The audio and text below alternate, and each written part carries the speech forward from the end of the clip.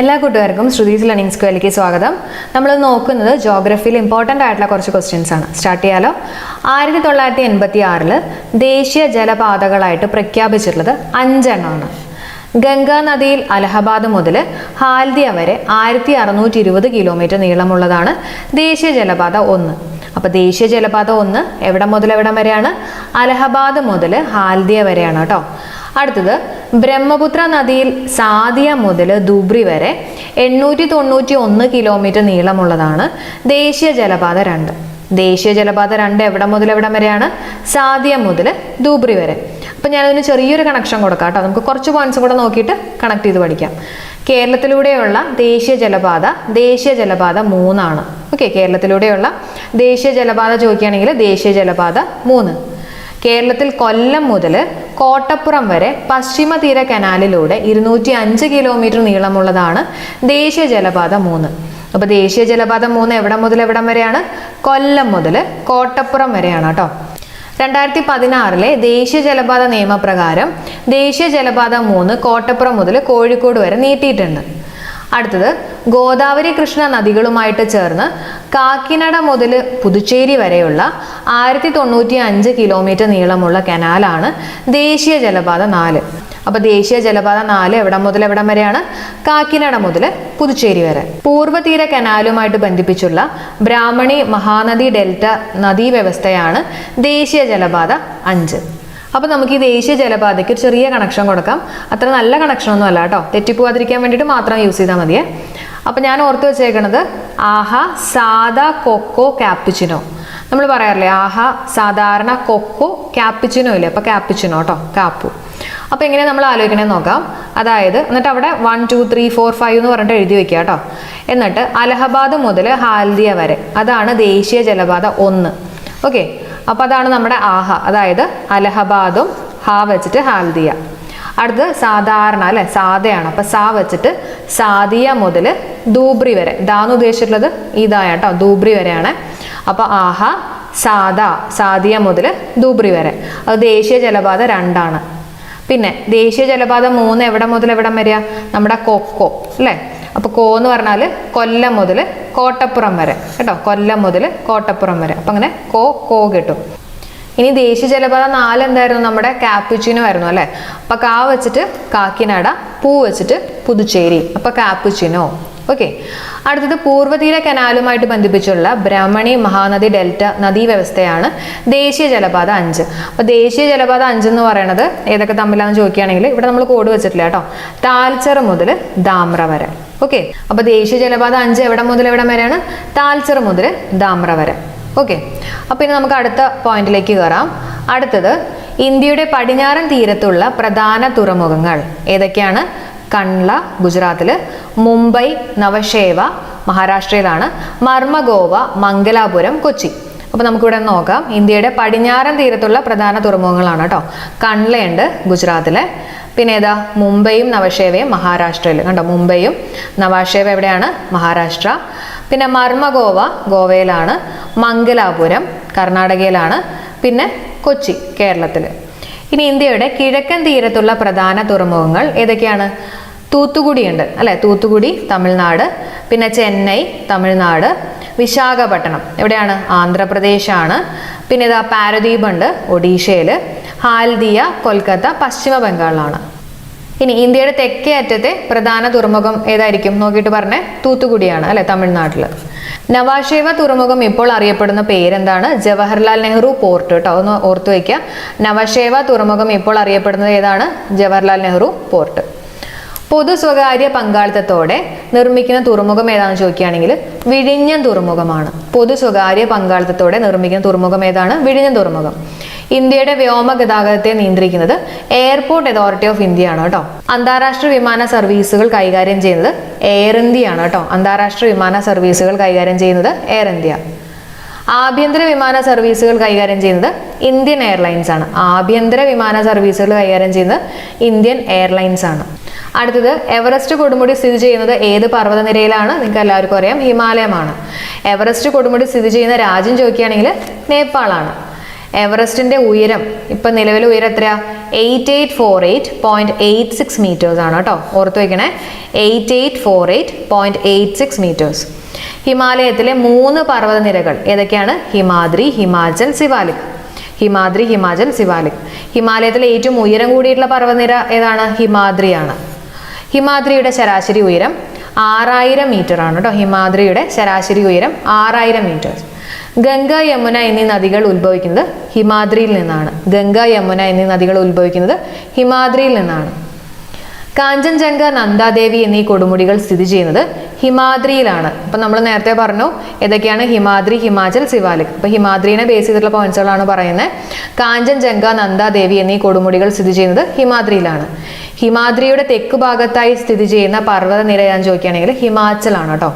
ഹിമാചലിന്റെ ശരാശരി ഉയരം 3000 മീറ്റേഴ്സ് ആണ്.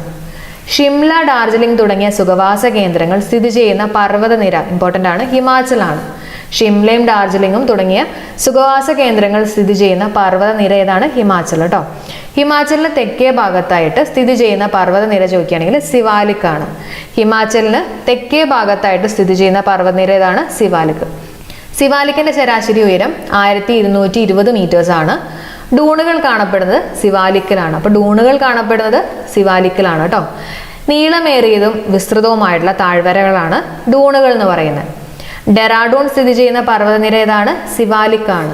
ഡെറാഡൂൺ സ്ഥിതി ചെയ്യുന്ന പർവ്വതനിര ഏതാണ്? സിവാലിക്. ഇനി പർവ്വതനിരകൾ മുറിച്ചു കടക്കാൻ സഹായകരമായ സ്വാഭാവിക മലയിടുക്കുകളാണ് ചുരങ്ങൾ എന്ന് പറയുന്നത്, പാസ്. അപ്പോൾ നമ്മൾ ഇതിനെക്കുറിച്ചൊരു വീഡിയോ ഡീറ്റെയിൽഡ് ആയിട്ട് ചെയ്തിട്ടുണ്ട്. അപ്പോൾ ഇന്ന് നമുക്ക് അതിൽ ഏറ്റവും ഇമ്പോർട്ടൻ്റ് ആയിട്ടുള്ള കുറച്ച് ചുരങ്ങളൊന്ന് ഡിസ്കസ് ചെയ്യാം. ഓക്കെ, അതിലാദ്യത്തെ ലിപ് ലേക്ക് ചുരം ബന്ധിപ്പിക്കുന്ന പ്രദേശങ്ങൾ ഉത്തരാഖണ്ഡ് മുതൽ ടിബറ്റ് വരെ. ലിപ് ലേക്ക് ചുരം ഉത്തരാഖണ്ഡ് മുതൽ ടിബറ്റ് വരെ. അപ്പോൾ ലിപ്പ് ലേക്ക് എന്ന് പറയുമ്പോൾ നമുക്ക് ലിപ്പ് ആലോചിക്കാം. നമ്മുടെ ലിപ്പ് വെച്ചിട്ടാണ് നമ്മൾ ഉത്തരം പറയുന്നത്, അതേപോലെ തന്നെ ടീ കുടിക്കുന്നത്. അപ്പോൾ ഉത്തരാഖണ്ഡ്, ടിബറ്റ്. ഷിപ്കില ചുരം ഏതൊക്കെ തമ്മിലാണ്? ഹിമാചൽ പ്രദേശ് മുതൽ ടിബറ്റ് വരെ. ഷിപ്പ് എന്ന് പറയുമ്പോൾ നമുക്ക് നമ്മുടെ ടൈറ്റാനിക് ഷിപ്പ് ആലോചിക്കാം അല്ലെ. അപ്പൊ ടിബറ്റ് എന്ന് കിട്ടി. പിന്നെ ടൈറ്റാനിക് ഷിപ്പ് ഈ ഹിമത്തിലൊക്കെ വന്ന് ഇടിച്ചില്ലേ, അപ്പൊ അങ്ങനെ നമുക്ക് ഹിമാചൽ പ്രദേശ് എന്നുള്ളത് ഓർക്കാൻ പറ്റും. സോജില ഏതൊക്കെ തമ്മിലാണ് ബന്ധിപ്പിക്കുന്നത്? ശ്രീനഗർ മുതൽ കാർഗിൽ. സോജില എന്ന് പറയുമ്പോൾ സോജി എന്ന് പറഞ്ഞിട്ടുള്ള ഏതെങ്കിലും ഒരു പെണ്ണിനെ ആലോചിക്കാം. അപ്പൊ സോജി സ്ത്രീധനമായിട്ട് കാറാണ് കൊടുത്തതെന്നുള്ള രീതിയിൽ കണക്ട് ചെയ്യാം. സ്ത്രീധനമായിട്ട് കാറ്. അപ്പൊ ശ്രീനഗർ, കാർഗിൽ. അടുത്ത് നാദുല ചുരമാണ്, സിക്കിം മുതൽ ടിബറ്റ് വരെ. അപ്പൊ നാദുല എന്ന് പറയുമ്പോൾ നമ്മുടെ വീട്ടിലെ നാഥനെ ആലോചിക്കാം. നാഥന് സിക്കാണ്, പനിയാണ്, അപ്പൊ ടാബ്ലറ്റ് കൊടുത്തു എന്നുള്ള രീതിയിൽ കണക്ട് ചെയ്യാം. ടിബറ്റ്. ഓക്കെ, അടുത്ത ഇമ്പോർട്ടൻറ്റ് പോയിന്റ്സ് നമുക്ക് നോക്കാം. ഹിമാലയത്തിൽ സമുദ്രനിരപ്പിൽ നിന്നും 1000 മുതൽ 2000 മീറ്റർ വരെ ഉയരങ്ങളിൽ കാണപ്പെടുന്ന വൃക്ഷങ്ങൾക്ക് ഉദാഹരണങ്ങളാണ് ഓക്ക്, ചെസ്നട്ട്, മേപ്പിൾ. അപ്പൊ ശ്രദ്ധിക്കണം, എന്താ 1000 മുതൽ 2000 മീറ്റർ വരെ ഉയരങ്ങളിൽ കാണപ്പെടുന്ന വൃക്ഷങ്ങൾക്ക് ഉദാഹരണങ്ങളാണ് ഏതൊക്കെയാണ്? ഓക്ക്, ചെസ്നട്ട്, മേപ്പിൾ കേട്ടോ. ഹിമാലയത്തിലത്തെ കേസാണ് പറയുന്നത്. ഇനി അതേപോലെ തന്നെ ഹിമാലയത്തിൽ സമുദ്രനിരപ്പിൽ 2000 മീറ്ററിന് മുകളിലേക്ക് ഉയരമുള്ള പ്രദേശങ്ങളിൽ കാണപ്പെടുന്ന വൃക്ഷങ്ങൾക്ക് ഉദാഹരണങ്ങളാണ് ദേവദാരു, സ്പ്രൂസ് തുടങ്ങിയ സ്തൂപികാഗ്ര വൃക്ഷങ്ങൾ. അപ്പൊ 2000 മീറ്ററിന് മുകളിലാണെങ്കിൽ ദേവദാരു, സ്പ്രൂസ് തുടങ്ങിയിട്ടുള്ള വൃക്ഷങ്ങൾ ആലോചിക്കുക.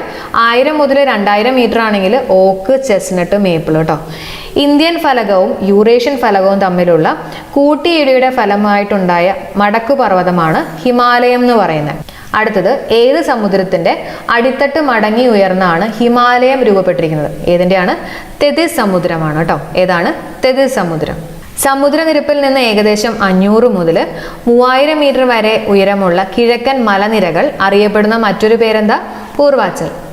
ഏറ്റവും കൂടുതൽ മഴ ലഭിക്കുന്ന പ്രദേശങ്ങളിൽ ഒന്നായ ചിറാപുഞ്ചി സ്ഥിതി ചെയ്യുന്നത് കിഴക്കൻ മലനിരകളിലാണ് കേട്ടോ. ഈ പൂർവാച്ചലാണ് കിഴക്കൻ മലനിരകൾ. നമുക്കറിയാം ചിറാപുഞ്ചി എവിടെയാണ്? മേഘാലയയിലാണ് അല്ല. അപ്പൊ ഏറ്റവും കൂടുതൽ മഴ ലഭിക്കുന്ന പ്രദേശങ്ങളിൽ ഒന്നായിട്ടുള്ള ചിറാപുഞ്ചി സ്ഥിതി ചെയ്യുന്നത് കിഴക്കൻ മലനിരകളിലാണ് കേട്ടോ. ഉത്തരപർവ്വത മേഖലയിലുടനീളം കാണപ്പെടുന്ന ഫലപുഷ്ടി കൂടിയിട്ടുള്ള മണ്ണ് ഏതാണെന്ന് ചോദിക്കുകയാണെങ്കിൽ പർവ്വത മണ്ണാണ്. ഉത്തരപർവ്വത മേഖലയിലുടനീളം കാണപ്പെടുന്ന ഫലപുഷ്ടി കൂടിയിട്ടുള്ള മണ്ണ് ഏതാണെന്ന് ചോദിക്കുകയാണെങ്കിൽ പർവ്വത മണ്ണ്. ഇനി ഇന്ത്യയിൽ പൊതുവെ ഉഷ്ണകാലം മാർച്ച് മുതൽ ജൂൺ വരെയാണ് അല്ലെ. മാർച്ച് മുതൽ ജൂൺ വരെയാണ് ഇന്ത്യയിലെ പൊതുവെ ഉഷ്ണകാലം. ഉഷ്ണകാലത്ത് ഇന്ത്യയിൽ ഏറ്റവും കൂടുതലായിട്ട് ചൂട് അനുഭവപ്പെടുന്ന പ്രദേശം ഏതാണെന്ന് ചോദിക്കുകയാണെങ്കിൽ രാജസ്ഥാനിലെ ബാമറാണ് കേട്ടോ. ഉഷ്ണകാലത്ത് ഇന്ത്യയിൽ ഏറ്റവും കൂടുതൽ ചൂട് അനുഭവപ്പെടുന്ന പ്രദേശം ഏതാണ്? രാജസ്ഥാനിലെ ബാമർ.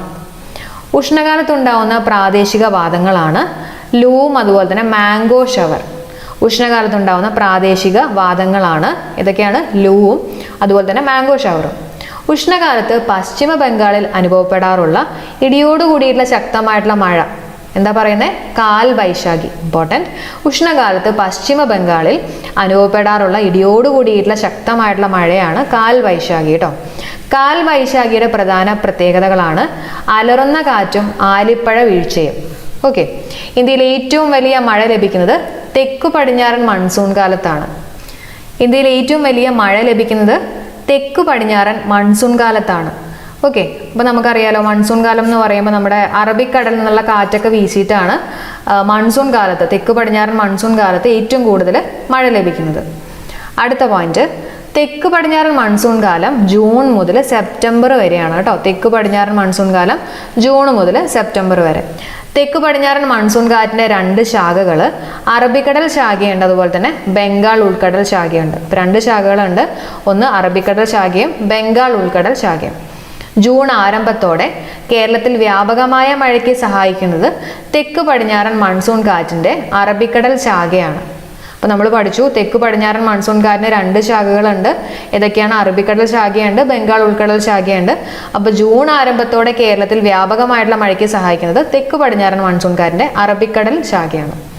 തെക്ക് പടിഞ്ഞാറൻ മൺസൂൺ മഴ കേരളത്തിൽ അറിയപ്പെടുന്നത് ഇടവപ്പാതി എന്നാണ് കേട്ടോ. തെക്ക് പടിഞ്ഞാറൻ മൺസൂൺ മഴ കേരളത്തിൽ അറിയപ്പെടുന്നത് ഏത് പേരിലാണ്? ഇടവപ്പാതി.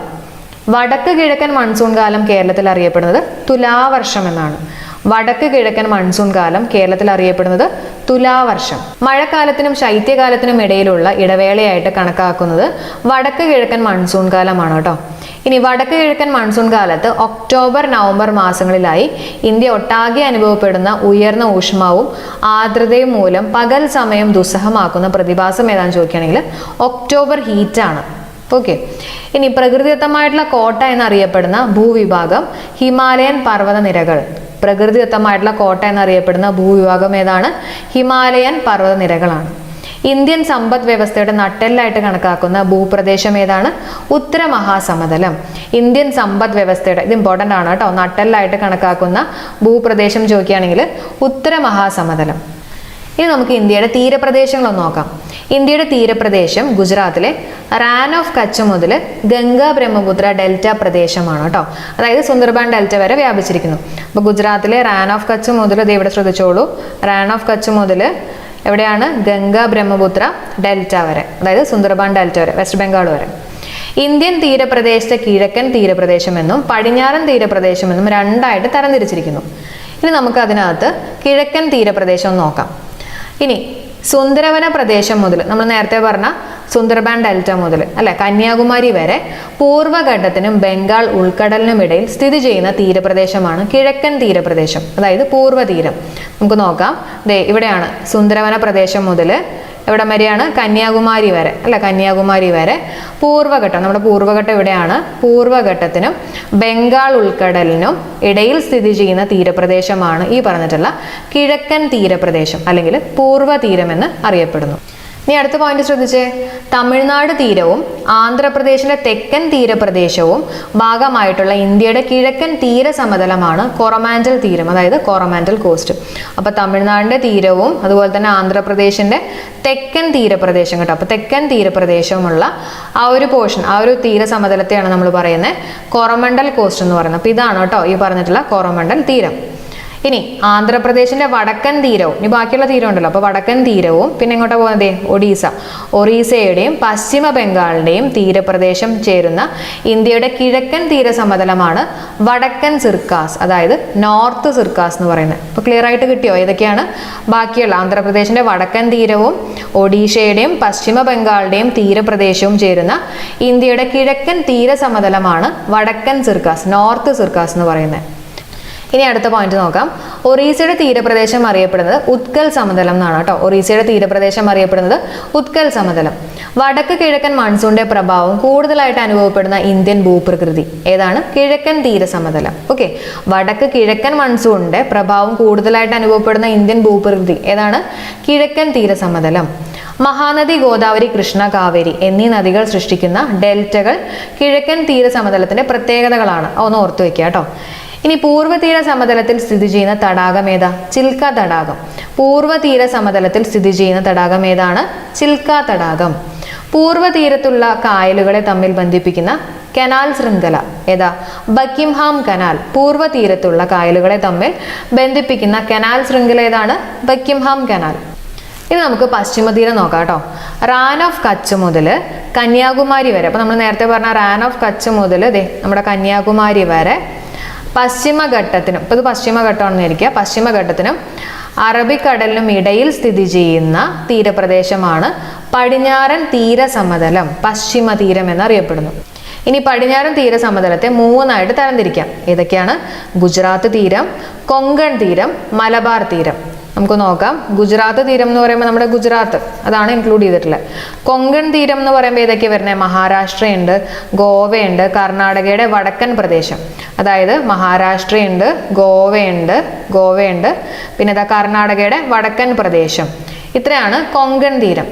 മലബാർ തീരം എന്ന് പറയുമ്പോൾ കർണാടകയുടെ വടക്കൻ പ്രദേശം മാത്രമാണ് കേട്ടോ കൊങ്കൺ തീരത്തിൽ വരുന്നത്.